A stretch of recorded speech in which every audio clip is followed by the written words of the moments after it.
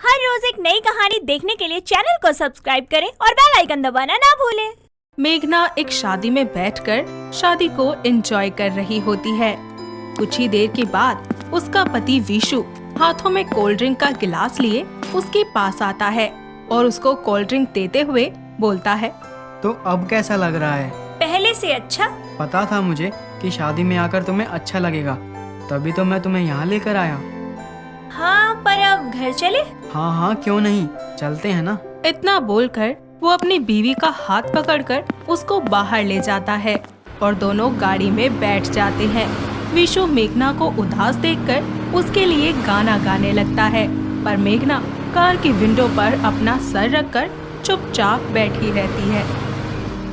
उसको ऐसे खोया खोया देखकर विशु से बोलता है, मेघना, क्या हुआ? मैं काफी देर से देख रहा हूँ, तुम कुछ उदास हो क्या? उदास नहीं तो, मैं तो बिल्कुल ठीक हूँ।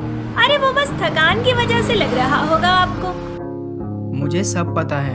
सरला बुआ की बातों को याद करके दुखी हो ना, जो उन्होंने शादी में आने से एक दिन पहले बोली थी। नहीं, हाँ क्या करूँ मैं, उनकी बातें मेरे दिमाग से निकल ही नहीं रही है। अब उनका कहना भी सही था ना। तुम ज्यादा मत सोचो, उनकी आदत है बोलने की। विशु के ये बोलते ही मेघना सरला की बात को याद करने लगती है, जहाँ सरला उसके पास आकर उससे बोलती है, अरे मेघना बहू, तुम विशु के साथ शादी में जा रही हो, वो भी इतनी दूर। हाँ बुआ जी, मैं तो कहती हूँ आप भी चलिए, बड़ा मजा आएगा।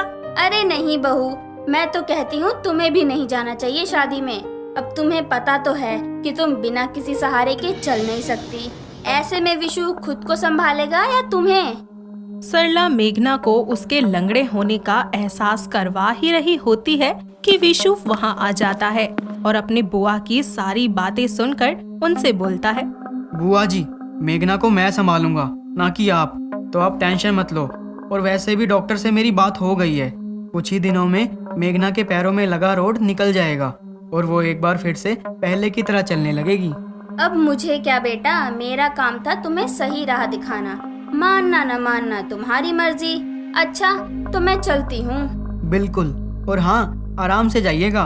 इतना बोलकर सरला वहाँ से चली जाती है, जिसके बाद मेघना उसके साथ शादी में जाने से मना करने लगती है, लेकिन विशु उसे समझा लेता है। कुछ ही देर के बाद विशु और मेघना शादी में जाने के लिए निकल जाते हैं, जहाँ पहुंचकर वो लोग शादी को बहुत ही अच्छे से एंजॉय करते हैं। कुछ ही देर के बाद दोनों बात करते हुए शादी से घर वापस आ रहे होते हैं और कार में बैठे हुए विशु मेघना से बोलता है, अगर बुआ जी की बातों को याद करके खुद को और दुखी कर लिया हो, तो अब मुझसे भी थोड़ी बात कर लो। यार, तुम दुखी क्यों हो रही हो? बहुत जल्द तुम्हारे पैरों में ये जो रोड लगी है ना, वो निकल जाएगी और देखना, तुम फिर से पहले की तरह चलने लगोगी। और अगर मैं पहले की तरह नहीं चल पाई तो? और अगर रॉड निकालने के बाद भी मैं लंगड़ी हो गई तो? सब मेरे साथ साथ आपका भी मजाक बनाएंगे। सब जानते हुए भी उस दिन हॉस्पिटल में आपने मुझसे शादी की। अगर मुझे पता होता कि ये सब होने वाला है तो मैं आपको वो शादी कभी ना करने देती। मैं कोसती हूँ उस दिन को जब मैं अपनी शादी वाले दिन घर से बाहर गई। किस्मत में जो लिखा होता है वो होकर ही रहता है, इसके लिए खुद को मत कोसो कभी। एक बार फिर मेघना रोने लगती है और उस दिन को याद करती है जब वो अपनी शादी वाले दिन सुबह सुबह अपनी माँ कुसुम के पास जाकर उनसे बोलती है, माँ, विशु को सरप्राइज देने के लिए मैंने एक फोटो कोलाज बनवाया है और अब तक उस शॉप वाले ने मुझे दिया नहीं है। प्लीज मुझे वो कोलाज लेने जाना है, जाने दो ना माँ। आज तेरी शादी है और जब तक तेरी शादी नहीं हो जाती तू कहीं नहीं जाएगी। और रही बात तेरी कोलाज की, तो वो मैं किसी और से मंगवा दूंगी। पर शादी रात को है माँ, अभी जाने दो ना। एक बार बोल दिया ना कि नहीं जाना तुझे बाहर, समझ में नहीं आ रहा क्या तुझे? बेटा, अपनी शादी वाले दिन लड़की घर से बाहर नहीं जाती, अपशगुन कहा जाता है उसे। अब क्या करूँ, माँ तो मान ही नहीं रही। मेघना अपनी माँ की बातें सुनकर मुंह बनाते हुए वहाँ से चली जाती है और कुछ ही देर के बाद मौका देखकर अपनी स्कूटी लेकर निकल जाती है, जहाँ रास्ते में उसका एक्सीडेंट हो जाता है। और जब मेघना की आंखें खुलती है तो वो खुद को एक हॉस्पिटल में पाती है और अपने सामने विशु को देखकर रोते हुए उससे बोलती है। आज हम दोनों की शादी थी और मैं यहाँ। हमारी शादी आज है मेघना, तो ये शादी आज ही होगी। वो कैसे? तुम क्या करने वाले हो? इतना बोलकर विशु बाहर जाकर अपनी कार की डिग्गी में रखे शादी के सामान में से सिंदूर लाकर उसकी मांग भर देता है। कुछ ही देर के बाद मेघना बेड पर बैठने के लिए अपने पैरों को मोड़ती है, पर वो ऐसा नहीं कर पाती और विशु से कहती है। विशु, मैं अपना पैर नहीं मोड़ पा रही, पता नहीं क्या हो गया। मेघना शांत हो जाओ, सब ठीक है।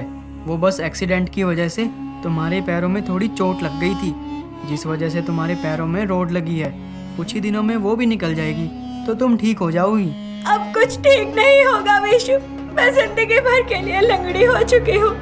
तुम सब कुछ जानते थे, फिर भी तुमने मुझसे शादी कर ली। पहले तो खुद को लंगड़ी बोलना बंद करो। और रही शादी की बात, अगर ये हादसा तुम्हारे साथ शादी के बाद होता तो क्या तब भी तुम ऐसे ही बोलती?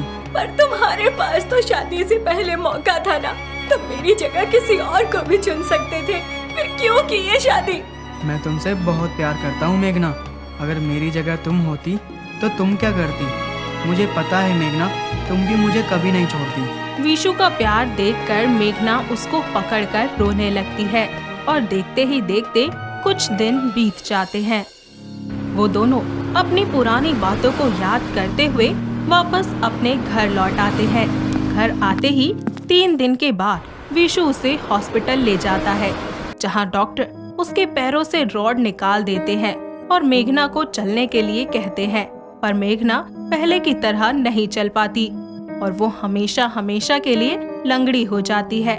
कुछ दिन ऐसे ही बीत जाते हैं और एक दिन मेघना दीवार पर लगी अपनी और विशु की फोटो के कोलाज को देखते हुए विशु से बोलती है। विशु, जिस दिन मुझे पता चला था कि मैं लंगड़ी हो गई हूँ, मुझे बहुत दुख हुआ था, पर आज तुम्हारा साथ पाकर मुझे कोई अफसोस नहीं है कि मैं लंगड़ी हूँ या चल सकती हूँ। मेघना, कमी हर किसी में होती है और ऐसे में लोगों को अपनी कमी को कमजोरी नहीं बल्कि एक ताकत के नजरिए से देखना चाहिए। पर मेरी ताकत तो तुम हो ना। जब तक तुम मेरे साथ हो मुझे कोई चिंता नहीं है कि कौन मुझे क्या कहता है, क्या सोचता है। उसकी बातें सुनकर विशु उसे गले लगा लेता है और मेघना अपनी कमी को अपना लेती है। साथ ही अनाथ आश्रम के दिव्यांग बच्चों को और बड़े बूढ़ों को मदद करती है, ताकि वो लोग मेघना की तरह अपनी कमी को देखकर खुद पर अफसोस ना करें, बल्कि वही लोग आगे चलकर अपना नाम रोशन करें और मेघना की तरह औरों की हेल्प करके उनको भी एक कामयाब इंसान बनाए, जिसके बाद मेघना अपने पति के साथ अपने जिंदगी की नई शुरुआत करके खुशी खुशी रहने लगती है। दोस्तों, अगर आपको ये कहानी पसंद आई तो इसे लाइक करें, शेयर करें और कमेंट करके बताएं कि कहानी में आपको सबसे अच्छा क्या लगा।